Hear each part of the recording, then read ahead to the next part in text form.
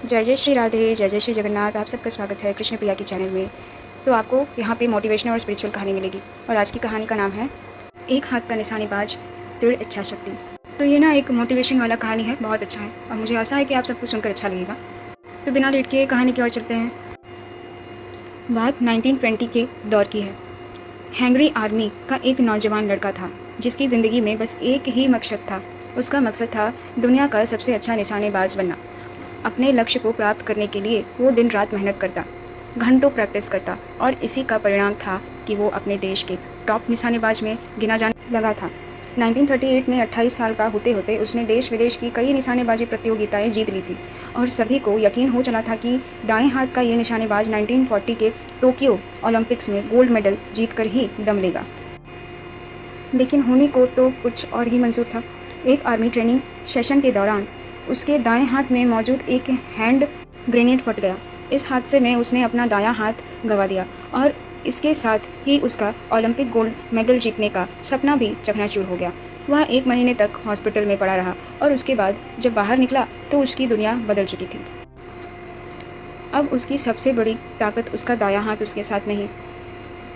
कोई आम इंसान होता तो क्या करता? अपने भाग्य को कोसता, लोगों की सहानुभूति लेने की कोशिश करता या लोगों से कटने लगता, शायद डिप्रेशन में चला जाता और अपनी ज़िंदगी के मकसद को भूल जाता। लेकिन बचपन से दुनिया का सर्वश्रेष्ठ शूटर बनने का सपना देखने वाला वो लड़का तो किसी और ही मिट्टी का बना था। बाकी लोगों की तरह उसने ये नहीं सोचा कि उसने अपना वो हाथ खो दिया है जिससे दुनिया का सबसे अच्छा शूटिंग हैंड बनने में उसने दिन रात एक कर दिए, बल्कि उसने सोचा कि मेरा एक हाथ बेकार हो गया तो क्या अभी भी मेरे पास भगवान का दिया एक और हाथ है जो पूरी तरह से ठीक है और अब मैं इसी हाथ को दुनिया का सबसे अच्छा शूटिंग हैंड बनाकर रहूँगा। और अपनी इसी सकारात्मक सोच के साथ वो एक बार फिर शूटिंग प्रैक्टिस में जुट गया और असंभव को संभव बनाने की कोशिश करने लगा। लगभग 1 साल बाद वो नेशनल शूटिंग चैंपियनशिप में पहुंचा। इतने समय बाद उसे वहां देख बाकी शूटर्स उसकी हिम्मत की दाद देने लगे कि इतना कुछ हो जाने पर भी वह उनका उत्साह बढ़ाने के लिए आया है। पर जल्द ही वो सब आश्चर्य में पड़ गए जब उन्हें पता चला कि वह उनका उत्साह बढ़ाने के लिए नहीं बल्कि उनसे मुकाबला करने के लिए आया है।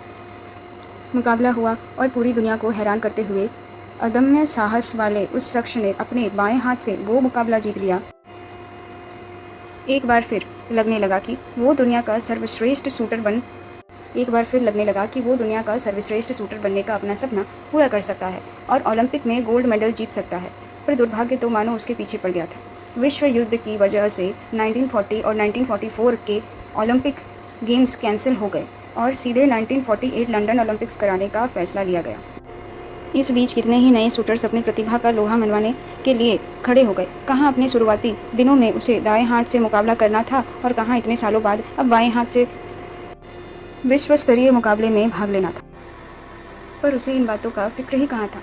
वो तो बस एक ही चीज़ जानता था, अभ्यास, अभ्यास और अभ्यास। वो दिन रात अभ्यास करता रहा और लंदन ओलंपिक्स में दुनिया के बेहतरीन निशानेबाज के बीच मुकाबला करने उतरा। उसके साहस, उसकी हिम्मत और उसके धैर्य का आज इम्तिहान था और उसने किसी को निराश नहीं किया। वो उस इम्तिहान में पास हो गया। उसने गोल्ड मेडल जीत लिया। उस लड़के का नाम था कैरोली टेकाकस और उसकी ये अविश्वसनीय कहानी हर उस शख्स के लिए एक बहुत बड़ा संदेश है जो ज़रा भी परेशानी आने पर हार मान लेते हैं, जो अपनी असफलता के 50 कारण गिनाने में आगे रहते हैं पर सफल होने के एक भी वजह नहीं बता पाते।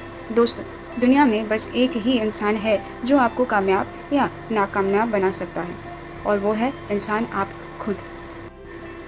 सफलता के पास संघर्ष में जब भी आपको लगे कि आपके साथ कुछ बुरा हुआ है तो एक बार उस एक हाथ वाले निशानेबाज के बारे में ज़रूर सोचिए और खुद ही निर्णय कीजिए कि क्या ये अपना एक हाथ खो देने से भी बुरा है। जीवन में उतराव चढ़ाव को आने से हम नहीं रोक सकते, पर हम अपने साथ बुरा होने पर इसे हम सकारात्मक नज़रिए से देखकर नियंत्रित ज़रूर कर सकते हैं। इसीलिए परिस्थितियाँ चाहे जितनी भी बुरी हो जाए, अपना दृष्टिकोण सकारात्मक बनाए रखिए, अपना ध्यान अपने लक्ष्य पर लगाए रखिए और इस दुनिया को अपनी मंजिल पाकर दिखाइए।